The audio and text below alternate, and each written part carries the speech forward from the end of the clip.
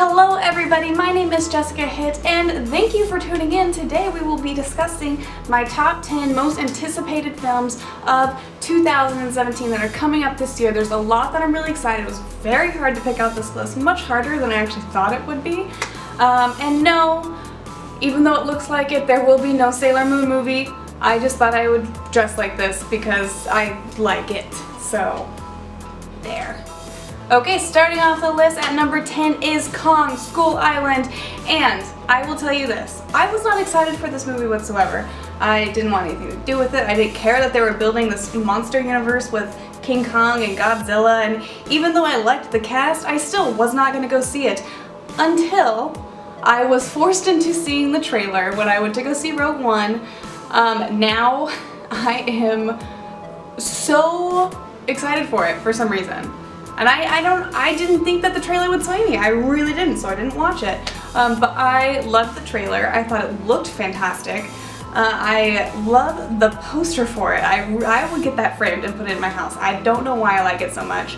It's got Tom Hiddleston, it's got Brie Larson, John C. Reilly's in there, John Goodman, there's so much about this movie that I don't know, and I'm gonna learn about it. And I think that maybe if I would have seen the trailer a while ago, it might even have been higher on my anticipated list, but since I've really just, maybe 2 weeks ago, started wanting to see this movie, it's only my number 10. At number 9 it is Wonder Woman with Gal Gadot. Gal Gadot? One of those two. I am very excited for this movie. It is the first time that we see her standalone in her own movie. We saw her, of course, in the big screen in BVS, and she was a highlight of the movie. I think that Gal Gadot could possibly be turning into one of my favorite actresses. I loved her in the Fast and Furious franchise. I loved her in BVS. We'll see what she does with this, but with all of the trailers, I think that this movie is going to be really good. They did trick us a little bit with Suicide Squad having great trailers and not the greatest movie. It wasn't a terrible movie, but it wasn't the greatest. But DC has so much writing on Wonder Woman and Justice League coming out later this year that I think that Patty Jenkins, I think Warner Brothers really let her do the movie she wanted to do, and it looks fantastic. It's got Chris Pine in there, kind of being that what the woman usually is in a movie like this, and there's so much that I'm excited for. At number 8 is another comic book movie. It is The Return of Spider-Man, Spider-Man Homecoming. I have not been the biggest fan of these Spider-Man films. I didn't like Tobey Maguire Spider-Man. Even though people are really high on the first and second one and they all hate the third one, I didn't like them. Oh my god, I thought they were whiny and just like, Tobey Maguire Spider-Man, really? And then you got the Andrew Garfield's Amazing Spider-Man series, which I liked a little bit better, and it's only because I thought Andrew Garfield was a good Spider-Man, not necessarily that they were great films. I didn't mind the first one, I thought it was okay. I love Emma Stone, I think she's a great Gwen Stacy, and there was a lot that could have been done with those movies, but the Amazing Spider-Man 2 didn't really quite get there. But we finally have a Spider-Man that is of age, the teenage Spider-Man that we all know and love, played by Tom Holland. We've already seen him a little bit in Captain America Civil War, which he was a huge standout in that film. The first time that we really get a Peter Parker. And then the trailer's awesome. It's John Hughes meets Spider-Man. That's great. Iron Man's gonna be in it, and every time Iron Man is in a movie, it does great. Whether or not I enjoyed the Iron Man films, I love Avengers Age of Ultron, Civil War, all of those films that he's in. And I think he would be a really interesting mentor to Spider-Man. But there's just so much to like about this movie. Marissa Tomei is in it, Zendaya's in it, and she's just like kind of awesome. And then you've got Michael Keaton as the Vulture. Come on. Number 7 is Beauty and the Beast.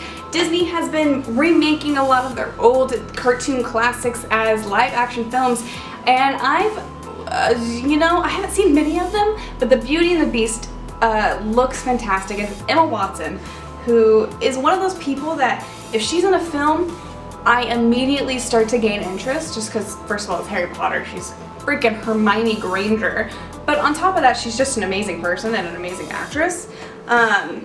And Beauty and the Beast, it looks beautiful. And admittedly, the only one of these live action films that I've seen is Maleficent, and I did not like Maleficent.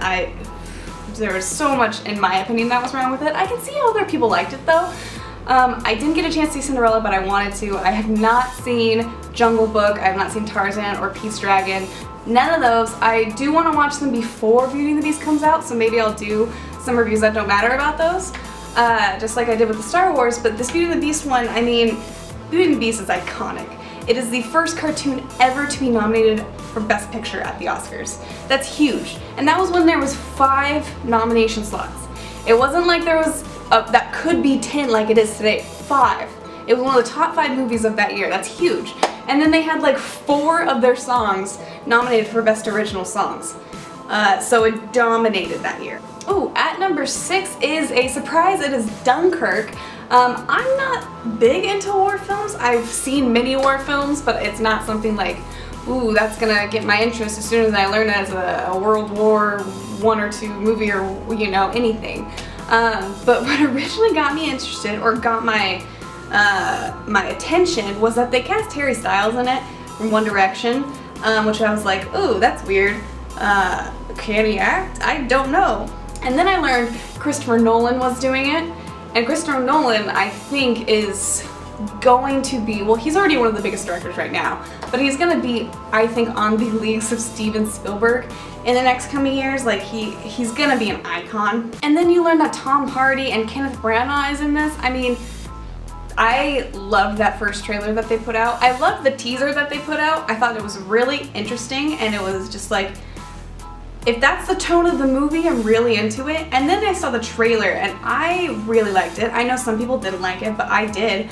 I thought it gave me just enough to be interested. It gave me that little glimpse of Tom Hardy in a fighter pilot, I believe.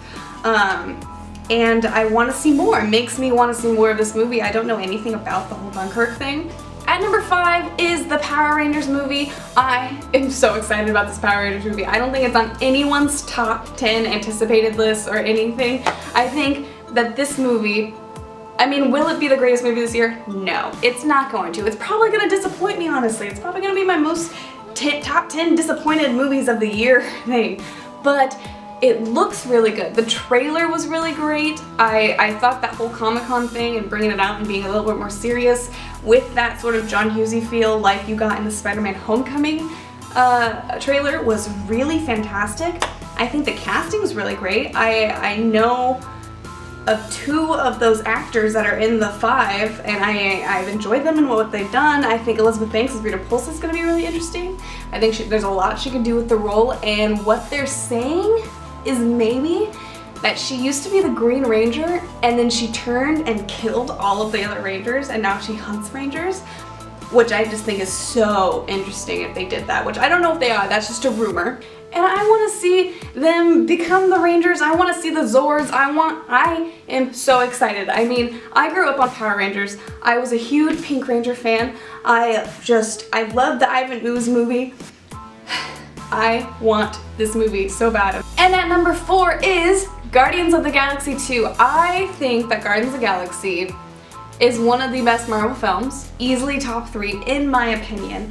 And I think with that trailer and having Baby Groot and having all of this new stuff happening in the Marvel universe, it's gonna be huge. This movie will be huge. It'll be, I don't know if it'll make Civil War money, but I think it's at least gonna get close, because I mean, no one expected Guardians of the Galaxy to be as huge as it was.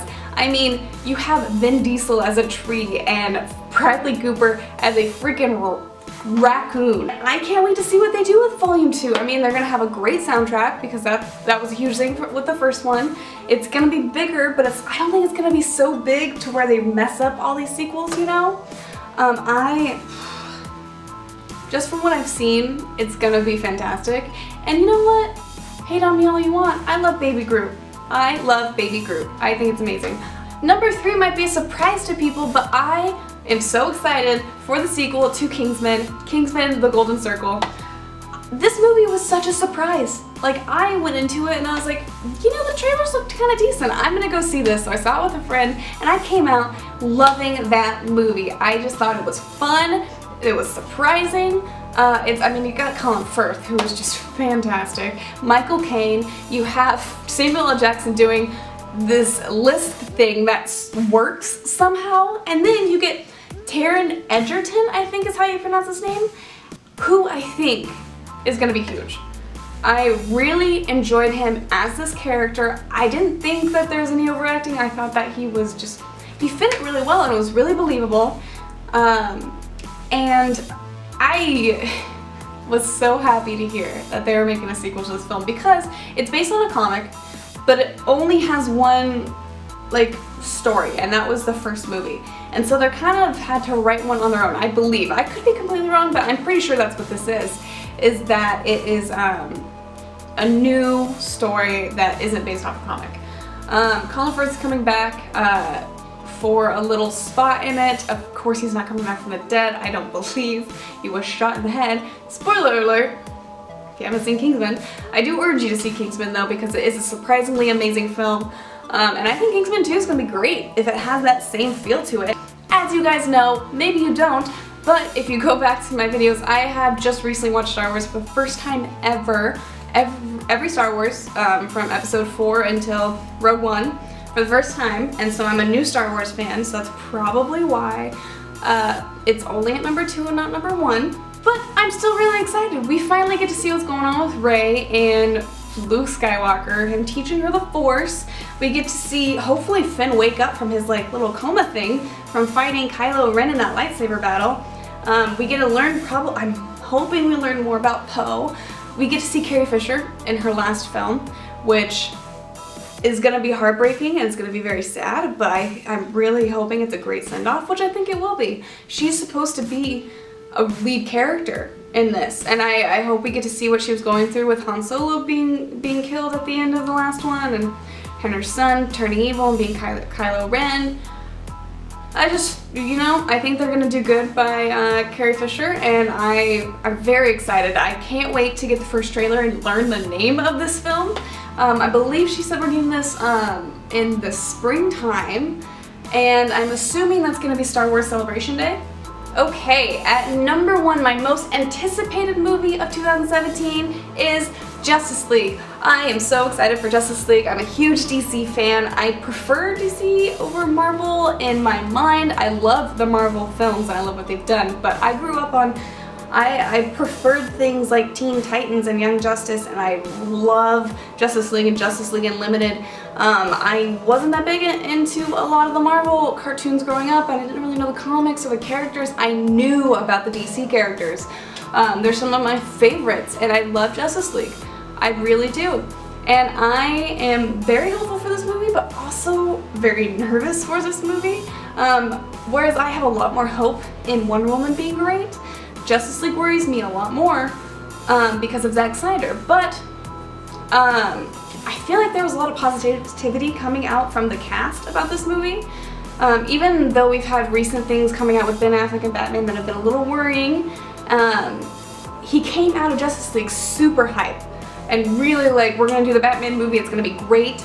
So I'm hoping that this round of DC films is really good. Okay, that is my top 10 most anticipated films of 2017. I hope you liked it. If you did, give it a thumbs up, comment down below, tell me what you guys are excited about, because there's probably a movie I missed or some movies that I'm just not interested in that a lot of people are. Like Blade Runner 2049, I don't care to see it, but I know a lot of people are hype about it. I just, subscribe as well if you like my content. I did a whole bunch of Star Wars reviews. Next week I'm going to be starting Star Wars Clone Wars, going through season by season. Tomorrow you're going to see a list of the movies coming out in January, what you should be hyped for, what you should not be hyped for.